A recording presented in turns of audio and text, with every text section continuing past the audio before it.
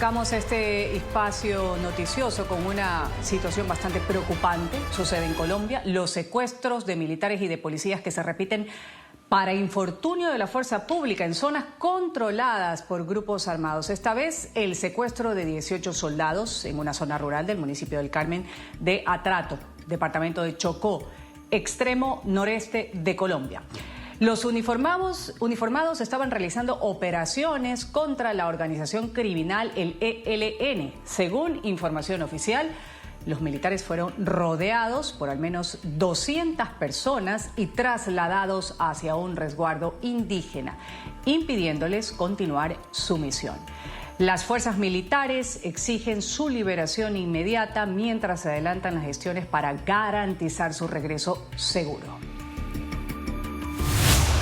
Esta fotografía entregada por la comunidad correspondería a los 18 militares secuestrados en las últimas horas, pues cerca de 200 personas habrían iniciado una azonada y posteriormente se los habrían llevado hacia un resguardo indígena, impidiendo así que desarrollaran operaciones contra el ELN en esta zona del país. Se los llevaron para la comunidad indígena, ya los tienen.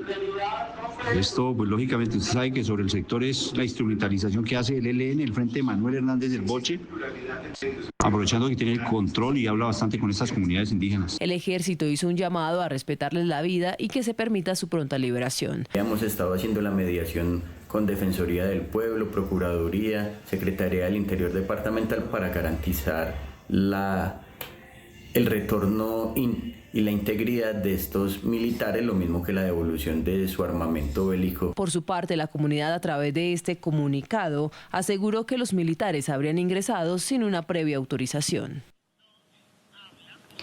Inmediatamente en la mañana vamos a analizar esta situación. Hemos invitado al general Federico Schittschott. Él es general retirado, experto en operaciones militares del Ejército de Colombia. Gracias por estar con nosotros, general. Gracias por aceptar esta invitación. Muy buenos días. Es un gusto estar acá. Un saludo muy especial a todos los que nos siguen por este canal.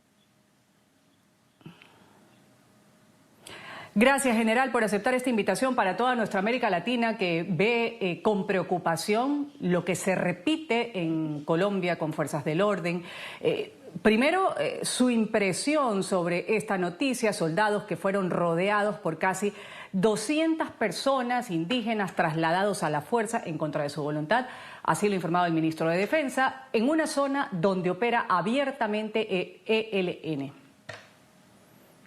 Sí, bueno, esto es un desafortunado evento de muchos que han ocurrido en nuestro país y no va a ser el último. Ellos, los grupos armados ilegales, los que se financian con las economías ilícitas en nuestro país, aprendieron mucho sobre el manejo de las comunidades para enfrentar a la fuerza pública. Ellos saben que los soldados de Colombia son respetuosos de los derechos humanos y nunca van a disparar contra la población. Y ustedes se aprovechan de esa situación. Se aprovechan también de la falta de capacidad del Estado para judicializar a los promotores de estas marchas, porque es bien conocido que dentro del grupo poblacional que está haciendo la intervención contra los soldados y policías, dentro de ese grupo hay miembros de las organizaciones armadas controlando, dirigiendo y supervisando de que los pobladores de una zona salgan a confrontar a los soldados. Esto no va a terminar, este es otro evento más de los muchos que vamos a tener de aquí adelante, porque esa es una estrategia que les ha dado muy buen resultado y es una manera muy efectiva para ellos de neutralizar a la fuerza pública en su accionar contra la delincuencia organizada. Claro, general, usted dice falta de capacidad para judicializar a los promotores. En este tipo de plagios, como bien lo señala, que se repiten, están participando los pobladores, en su mayoría personas campesinas, indígenas. ¿Cómo es esta manipulación para quienes no conozcan estas zonas de Colombia? El hecho de que muchas personas dicen, ¿cómo es posible que alguien obligue, cómo estas organizaciones ilegales, estas organizaciones criminales, obligan o someten a los pobladores que están en esta zona para impedir que haya los controles, los operativos que deben darse? Bueno, eso es muy sencillo.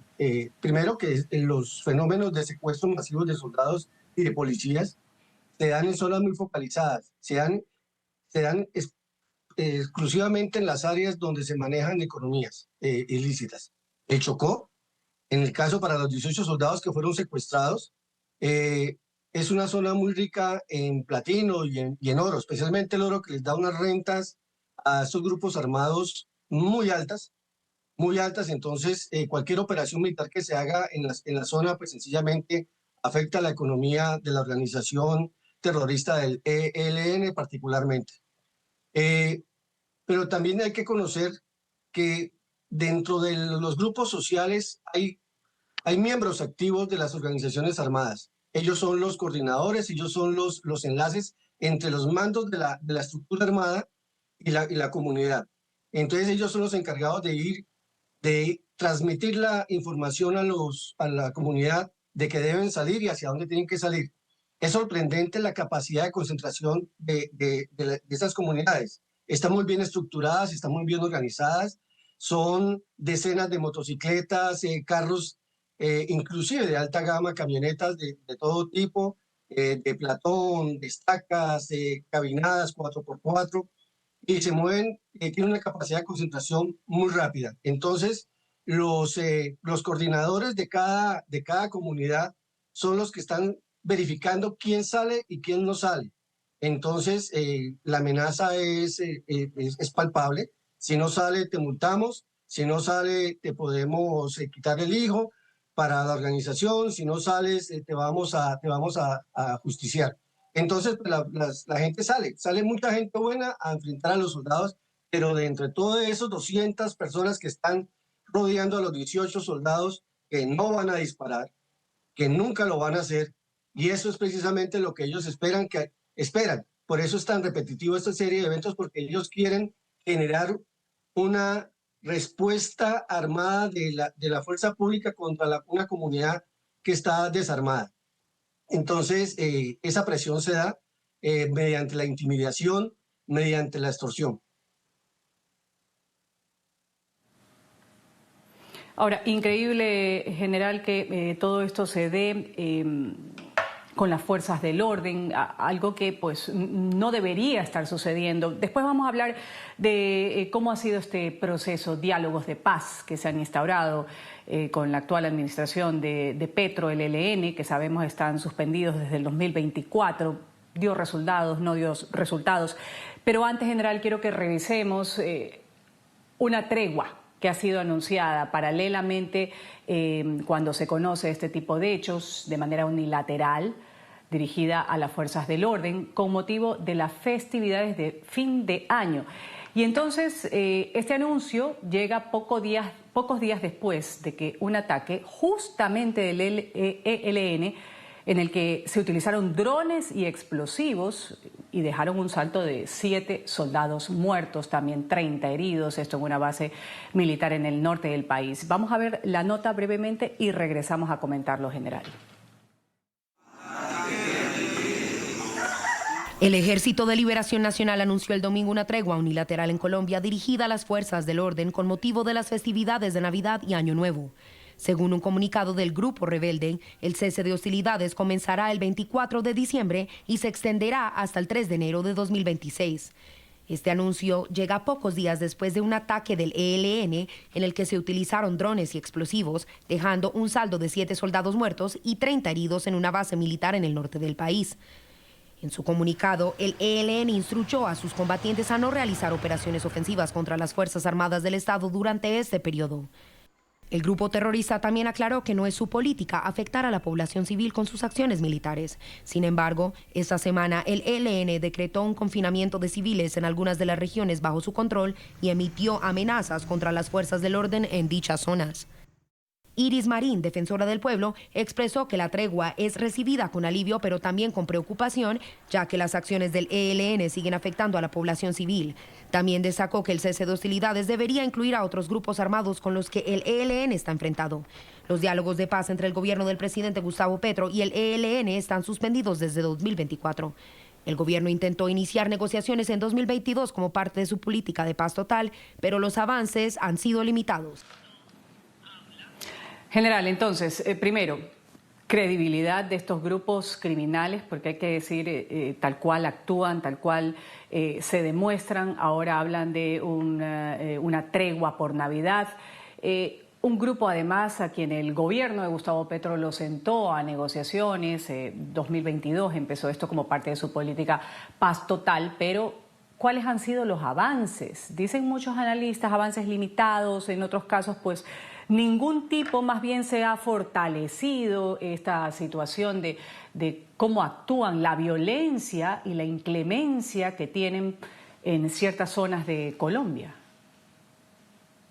Sí, bueno, la paz total nació agonizando. La paz total, en estos 3, casi 4 años que va a cumplir este gobierno, ninguna reanimación que se le dé de urgencia la va a recuperar. Primero porque pues, fue una paz apresurada, un anuncio apresurado. El gobierno lo hizo de manera inconsulta, lo anunció.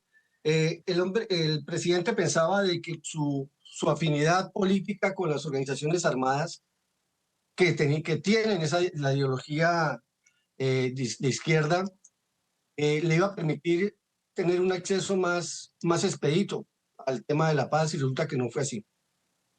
Estos 3 años y medio de paz total solamente ha contribuido a que los grupos armados ilegales, porque aquí ya no estamos hablando de un contexto de irregularidad como lo vivimos en los 80, los 90, aquí ya no hay ideología política, aquí no hay una intención de la toma del poder por vía de las armas, ya están en el poder. Aquí hay otra intencionalidad, que es la del control territorial para el manejo de una industria criminal basada en los cultivos ilícitos y la minería ilegal. Entonces, era evidente que eso no iba a dar resultado. Ellos no están dispuestos a dejar un negocio tan rentable como el que tienen, más cuando el Estado no muestra la capacidad para poder impedir que ellos puedan desarrollar la actividad. Ellos tienen el control territorial. En esos 3 años se ha fortalecido el control del Cauca. El Cauca es ingobernable.